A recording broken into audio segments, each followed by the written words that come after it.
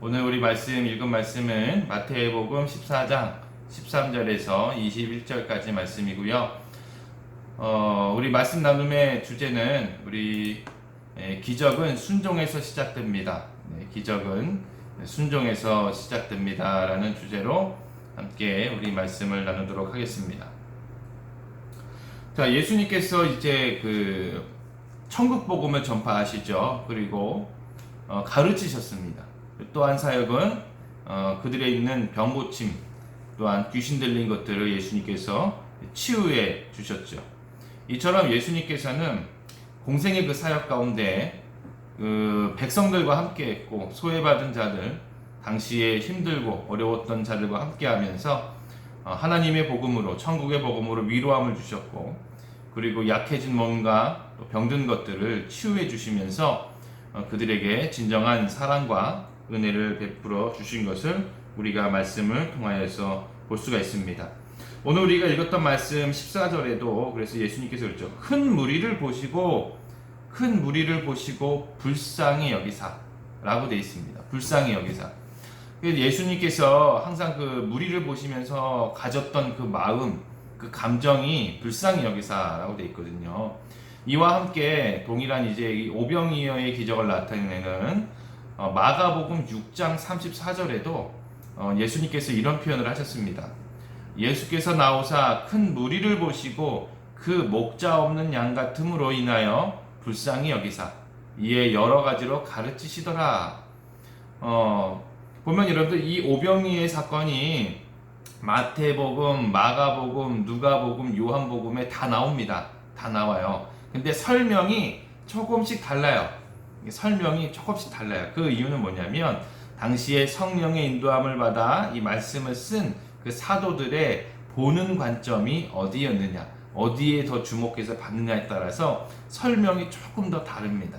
그러니까 틀린 게 아니라 다른 것을 이제 이야기하는. 그래서 마가복음에는 예수님께서 큰 무리를 보실 때에 여기처럼 불쌍히 여기셨는데, 무엇 때문에 불쌍히 여기셨냐면 목자 없는 양 같음이었어요. 목자 없는 양같이 방황하고, 여러분들 양이 목자가 없으면 어떻습니까? 먹을 걸 제대로 못 먹죠. 그리고 늑대나 그런 짐승의 위협에서 보호를 받지 못합니다. 그러니까 당황하고 방황하고 굶주리고 피곤하고 지치는 거죠. 그러니까 예수님께서 이 백성, 이 무리를 보시면서 얼마나 그렇게 불쌍히 여기시고 가슴이 아프신 거예요. 가슴이 아프셨던 것입니다. 그래서 여러분, 예수님께서 이들을 긍휼을 여기시고 자비를 베푸시고 사랑하시는데, 여러분 말로만 사랑하지 않았습니다. 예수님께서 보면 먼저 가르치시죠. 그들에게 힘이 되는 천국 복음을 가르치십니다. 전달해 주시고요. 그리고 그들의 병도 치유해 주시고요. 오늘 말씀은 뭐죠? 이들이 예수님을 따라가는데 그들의 배고픔까지도 예수님께서 신경 쓰십니다. 그러니까 여러분들 사랑이라는 건 그래요. 긍휼한다는 것은 내가 마음으로 생각만으로 그냥 내가 당신을 사랑하고 긍휼히 여긴다 그러는 것이 아니라, 진정한 사랑과 진정한 긍휼은 영적인 문제도 채워주지만 육적인 문제도 채워준다는 것입니다. 그래서 예수님께서는 영적인 것은 천국의 복음, 그들의 죄사함을 이렇게 베풀어 주시고, 육적인 것은 몸의 질병도 치유해 주시고, 배고픔도 주님께서는 오늘 또한 해결해 주시고자 하는 것이죠. 그래서 우리는 항상 우리가 예수님을 따라 사는 삶이잖아요. 사랑의 삶을 실천해야 되고 긍휼히 여기는 삶을 이제 실천해야 하는 예수님의 제자들입니다. 그러니까 우리가 예수님을 따라 사는 삶이라는 것은 내 주위에 있는 사람들을 말씀으로, 주의 말씀으로 전도도 하고 그들을 또 구원도 하고 영적인 것, 그런 것도 채워주면서 그들의 필요한 것들을 이제 육체적으로, 상황적으로 필요한 것들도 내가 능력이 된다면 도와줄 수 있는 것, 그것이 진정한 사랑이라는 것이죠.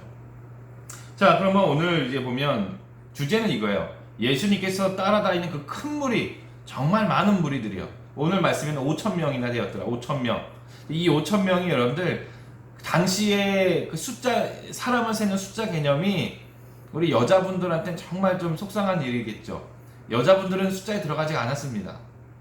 그러니까 그 전쟁에 나갈 수 있는 그 성인만 이 숫자에 들어간 게 5,000명인 거고요. 그렇다면 여러분들 여인들, 아이들, 노인들 치면 엄청나게 많은 무리가 예수님을 따라다니는 거예요. 그런데 여러분들 이 말씀에 보면은 예수님께서 계속 치유 사역과 그리고 이제 가르침의 사역을 하셨잖아요. 그러니까 옆에 있는 고을에서 계속 예수님을 따라다니는 거예요.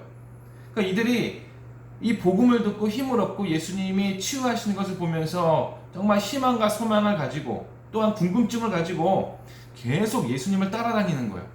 그러니까 예수님이 이리 가면은 우르르르 절로 다 가고 예수님이 또 이쪽으로 건너가시면 또 이쪽으로 다 가는 거죠. 그래서 여러분들 요한복음 6장에 보면 그래요. 6장 이게 똑같은 그 오병이어의 병행 말씀이거든요. 요한복음 6장에 보면은 그 후에 예수께서 디베라 갈릴리 바다 건너편으로 가심에 큰 무리가 따르니 바다를 건너가는데도 그냥 따라오는 거예요. 이는 병자들에게 행하신 표적을 보았음이로라.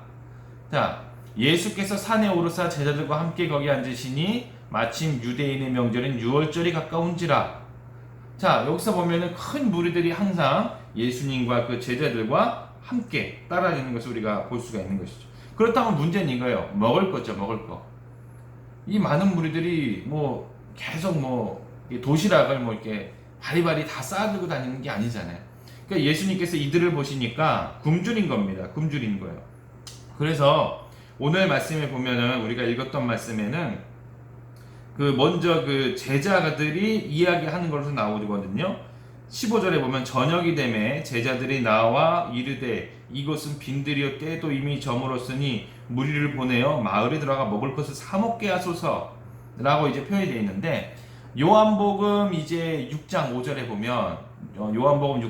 보면 예수께서 눈을 들어 큰 무리가 자기에게로 오는 것을 보시고 빌립에게 이르시되 우리가 어디서 떡을 사서 이 사람들을 먹이겠느냐 하시니, 먼저 예수님께서 그렇죠, 제자들에게 우리가 어디서 떡을 사서 이 사람을 먹이겠느냐 라고 이제 질문을 먼저 하세요.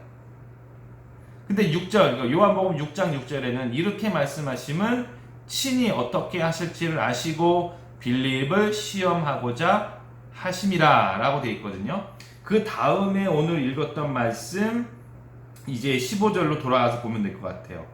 제자들이 나와 이르되 이곳은 빈들이요 이미 저물었으니 무리를 보내어 들어가 먹을 것 사 먹게 하소서, 이렇게 이어지는 거죠. 그러니까 여기 마태복음에는 예수님의 먼저 한 질문이 빠져 있어요. 근데 예수님께서 먼저 제자들에게 질문을 하셨거든요.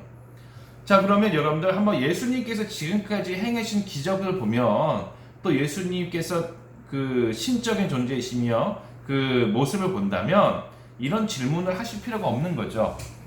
그냥 예수님께서 출애굽 시대처럼 하늘에서 만나를 내리게 하실 수도 있는 겁니다. 그리고 신비한 능력으로 따르는 백성들을 배부르게 하실 수도 있는 겁니다. 그런데 예수님께서는 지금 제자들에게 질문을 하셨어요. 내가 이거 한마디로 이랬거든. 내가 이 사람들을 배고프니까 먹이고 싶은데 어떻게 하는 게 좋겠느냐라는 것입니다. 자, 예수님께서 제자들에게 던진 질문은 의도가 있는 거죠. 의도가 있는 것입니다. 첫 번째는 그런 걸 거예요. 우리가 요한복음의 말씀처럼 이렇게 말씀하시면 친히 어떻게 하실지를 아시고 빌립을 시험하고자 하심이라. 그러니까 제자들을 시험하시는 거예요. 그러니까 괴롭히려고 시험하시는 게 아니라 이들의 믿음의 단계라든지 또한 이들의 신앙의 단계라든지 그런 것들이 어느 정도인지 시험해 보시고 싶은 거죠. 자, 그래서 제자들의 반응은 예수님께서 예상을 하셨겠죠. 부정적인 반응입니다. 예수님, 지금 날이 저물었고 이곳은 떡을 사 먹을 데가 없고 우리에게 그만한 돈이 없으니 저 마을 고을로 다 흩어지게 해서 각자 사 먹게 하십시오 라는 겁니다. 그래서 오늘은 우리가 마태복음 말씀에 좀 간단히 나왔어요. 간단히 나왔는데 그 요한복음의 말씀이 좀 더 자세히 나왔거든요. 요한복음 6장 그 7절에 보면 그래요. 빌립이 대답하되 각 사람으로 조금씩 받게 할지라도 200데나리온의 떡이 부족하리이다 라고 되어 있습니다. 근데 이 질문, 예수님의 질문 앞에 먼저 계산적으로 나오는 거예요. 그 부정적인 그 제자들의 대답은요, 철저하게 이성적이고 계산적인 대답입니다. 그러니까 틀렸다는 게 아니에요. 먼저는 그래요. 예수님, 우리가 그만한 돈이 없습니다. 두 번째, 예수님, 여기는 떡을 살 수 있는 장소가 아닙니다. 그러므로 우리는 제공할 수가 없다는 것이죠. 근데 예수님께서는 이렇게 말하는 제자들에게 그러니까 16절에 보면 예수께서 이르시되 갈 것 없다. 갈 것 없다. 너희가 먹을 것을 주라. 너무 좀 허무맹랑한 이야기를 지금 제자들에게 하셨어요. 너희가 먹을 것을 주라. 지금 예수님 앞에 우리는 줄 수 없다라고 얘기하는 제자들의 이 말을 들으셨는데도 예수님은 되려 제자들에게 걱정할 필요 없어. 너희가 먹을 것을 주라라는 것입니다. 이게 보면 그래요. 그 제자들이 말을 하죠. 우리가 마태복음 우리가 읽었던 마태복음 14장 17절에 보면 제자들이 이르되 여기 우리에게 있는 것은 떡 5개와 물고기 2마리뿐이다. 근데 요한복음에 보면 그래요. 요한복음 그 6장 9절에 보면 여기 한 아이가 있어 보리떡 5개와 물고기 2마리를 가지고 있나이다. 그러나 그것이 이 많은 사람에게 얼마나 되겠사옵나이까. 지금 보면 요한복음에는요, 이 제자들 중에서 베드로와 안드레가 지금 이제 군중에 있었던 그 한 아이를 데리고 왔어요. 근데 그 아이 손에 도시락이 들려 있는 겁니다. 도시락이. 그 도시락에는 보리떡 5개하고 물고기 2마리가 들어있는 거야. 그런데 이제 이거죠. 우리에게 있는 것이 이게 답니다. 이것으로 어떻게 이 많은 무리가 먹겠습니까? 라고 지금 이제 또 이야기를 하는 것이죠. 이에 예수님께서는 다음 보시면 이렇게 되어 있죠. 18절 우리가 마태복음 14장 18절에 보면 이르시되 그것을 내게 가져오라 하시고 무리를 명하여 잔디 위에 앉으시고 떡 5개와 물고기 2마리를 가지사 하늘을 우러러 축사하시고 떡을 떼어 제자들에게 주심에 제자들이 무리에게 주니. 자, 예수님께서는요 제자들에게 있는 그 고작 떡 5개와 물고기 2마리죠. 고작 그것을 가져오라 하십니다. 걱정할 거 없다. 그것을 가져오라. 너희에게 있는 것을 가져오라 라는 것이죠. 그래서 그것을 예수님께서 축사하시고 하나님과 예수님의 능력으로 그것을 축사하셨습니다. 그리고 그것을 가지고 나눠주라 라고 말씀을 하시잖아요. 그러고 났더니 놀라운 오병이어의 기적이 나타나게 된 것입니다. 자, 여기서 지금 이 과정들을 보면 예수님께서 제자들에게 의도하신 게 있어요. 첫 번째는 그러죠. 첫 번째는 제자들의 믿음을 시험해 보시기 위함이었고요. 두 번째는요, 이 오병이어의 기적을 통하여서 바로 예수님의 능력과 예수님의 존재와 예수님이 하나님의 아들이라는 것, 구원자라는 것을 지금 보여주시고자 하는, 그러니까 깨달음을 주시고 그들의 믿음을 성장시키고 신앙을 성장시키고자 하는 과정이 이 속에 들어있다는 것입니다. 여러분들, 이 기적이 일어나는 데 있어서 우리가 꼭 명심해야 될 교훈이 여기 있는 거예요. 그러니까 우리 삶 속에서 정말 간절하게 절망적인 상황이 있을 수가 있습니다. 또한 우리 삶 속에서 힘든 상황이 있을 수 있습니다. 그때 우리가 기대하는 게 주님의 기적이죠. 주님께서 우리의 기도를 들어주시고 응답해 주시는 게 어찌 보면 그 문제가 해결되고 아픈 것이 회복되고 나는 게 기적이라는 것이죠. 여기서 주님께서 우리에게 주신 교훈이 바로 그런 것입니다. 어떻게 하나님께서 기적을 이루는 데 있어서는 우리가 주님 앞에 드리는 것이 있어요. 근데 그 드리는 것이 무엇이냐면 아주 작은 것이라는 것입니다. 어찌 보면 포기하지 않고 기도하는 것, 이것이 주님께서 원하시는 오병이어일 수 있습니다. 또한 우리가 환난 속에서도 주님을 의심치 않고 매일매일 말씀으로 힘을 얻고 내가 용기를 내는 것, 이게 오병이어의 어린아이의 손에 있는 오병이어일 수 있다는 것입니다. 그러니까 여러분들, 예수님께서는 이 오늘의 오병이어의 기적 속에서 의심하지 않는, 계산하고 따지지 않는 그 순종적인 믿음을 원하시는 거예요. 제자들은 계속 계산하잖아요. 이성적으로 계속 판단하지 않습니까? 그래서 주님 앞에 이것은 불가능합니다. 이것은 안 됩니다. 그렇게 자꾸 생각하거든요. 예수님 그걸 고쳐주고 싶은 거야. 나는 할 수 있다. 계산하지 말고 이성적으로 따지지 말고 그냥 너희 손에 들려 있는 거, 너희가 가지고 있는 능력, 너희가 가지고 있는 것만 가지고 나한테 오라라는 것입니다. 그럼 그것을 가지고 내가 축복해 주신다는 것이죠. 그러니까 여러분들, 우리는 항상 주님을 믿는 거예요. 믿는다는 건 그런 거예요. 나는 할 수 없지만, 나는 연약하지만 내 작은 것이 주님 앞에 간다면 주님은 위대한 일, 큰 일, 내가 생각지도 못한 것을 하실 수 있습니다라는 것이 또한 주님을 향한 믿음인 줄로 믿습니다. 바로 여러분 어린 나이에 들려있는 떡 5개와 물고기 2마리. 여러분들 당시 5,000명이라는 숫자에 들어가지도 않은 인물이었어요. 어린아이. 무명이죠, 무명. 그러니까 소외받고 인정받지 못한 그 작은 아이 손에 들려있는 도시락 1개가 5,000명, 아니 더 나아가서 10,000명 이상의 사람들을 먹이는 기적의 도구로 사용되는 것이죠. 여러분, 저와 여러분들도 마찬가지입니다. 그러니까 뭐 우리가 기도하는 것도 그렇고요. 우리 자신을 본다면 그래요. 만약에 나이가 많다, 여러분들 그것도 주님 앞에 문제가 되진 않습니다. 내가 가정 형편이 어렵다, 그것도 주님 앞에 문제가 되지 않고요. 내 건강이 좋지가 않다, 그것도 주님 앞에는 문제가 되지 않습니다. 그냥 주님께서 만약에 우리에게 우리 자신을 요구하신다면, 순종을 요구하신다면, 우린 아멘 주님, 나는 이래 부족한 거 많지만, 계산적으로 이성적으로 따지면 부족한 것이 많지만 주님께서 원하시면 내 것을, 나를 그냥 주님께 드리겠습니다 라고 한다면, 주님께서는 바로 우리 자신에게, 우리 성도들 자신에게 축복하시고 놀라운 기적과 같은 일을 행하게 하실 줄로 믿습니다. 그러니까 우리 성도님들께서 아마 그런 것 같아요. 우리 뭐 생활 속에서 마음의 짐들이 있을 수 있어요. 나를 무겁게 하는, 나를 힘들게 하는 마음의 짐들이 있잖아요. 그것도 다 이렇게 주님 앞에 이렇게 내려놓으셔야 돼요. 내려놓으시고 나는 모르겠습니다라는 거예요. 나는 모르겠습니다.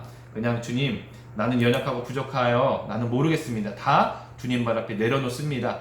내 작은 것 하나까지도 드리니 주님께서는 축복하여 주십시오. 이런 기도를 우리가 해야 될 줄로 믿습니다. 오늘 이 말씀의 주제처럼 기적은 우리의 순종에서 시작됩니다. 그러니까 따지고 계산하지 말고 주님께서 말씀하시고 깨달음을 주시면 그냥 순종하시는, 그래서 기적을 이루시고 기적의 주인공이 되는 우리 주님의 축복의 성도님이 되시기를 주의 이름으로 축복드립니다. 아멘.